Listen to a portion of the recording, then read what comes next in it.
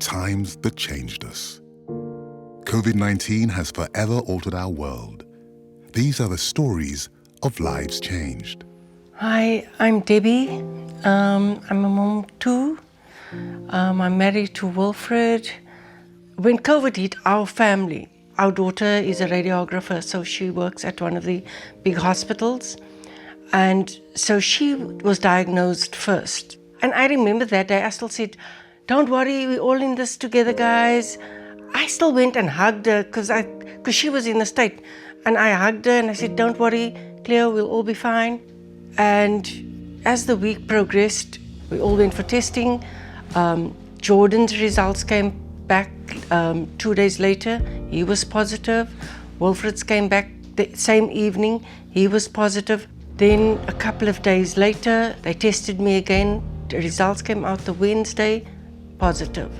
And then they sent me home because they said, "Look, because everybody else at the house is positive, you might as well go and isolate at home."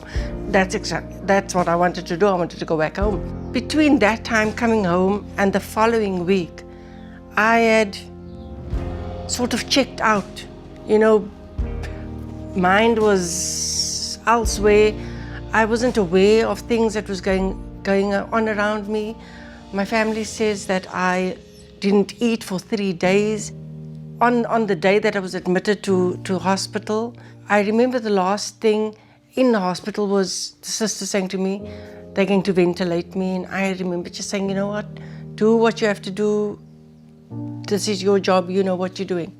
So I must say, there was a scary moments, but I also had a sense of peace that whatever happens, happens. I was quite prepared to go. For those looking at you, being on a ventilator is worse for them to see that person on the ventilator than it is for the person experiencing it. If somebody can someday just record the sounds of an ICU, because that for me was the most scary part, was to listen to the people around you, the screams, the gasping for air, the machines going TT, and all of a sudden there's this flat line, this teet, and you know that somebody is no longer there. And then after a couple of days, my lung had collapsed, my right lung. The doctor came and said to me that he was going to open me up and he was going to go into the lung and he was going to try and clean it out with his fingers because there was a buildup of pus. Apparently that didn't work. Because they then realized that part of the lung had died, which they then removed. A couple of days after that, doctor came to see me again and he asked how I was doing. I said, "You know what, I'm okay, but I've just got this discomfort. It's not painful, it's discomfort." And when they looked, there was a hematoma. So another thoracotomy 6 days later, went in again, discovered that another part of the lung had died and cut off that part as well. So I'm left with about 1/3 of the right lung. So apparently these operations are quite risky. And so with one of them, the family was called to say, "Look, we're not sure this is going to work, but we're going to try and do what we can." And so their coming to see me in the hospital was really coming to say goodbye. As I said before, I was quite prepared to go. And so that, I suppose, for me was the worst, the low moment.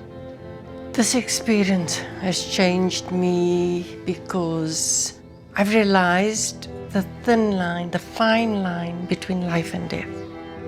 I've learned that don't forget the small stuff. Live life, enjoy it, but appreciate each and every one that's near and dear to you.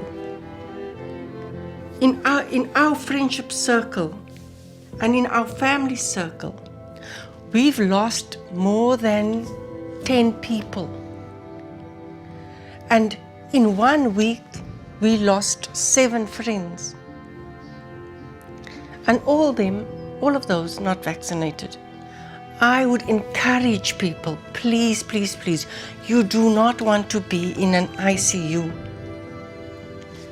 For your own sake, to listen to those stories I've told you, to hear those sounds, to see those people dying. You don't want to be there. You don't want to see the pain in the eyes of the staff when they could not save that person next to you. Please, please do the right thing. Please vaccinate. Their story is our story.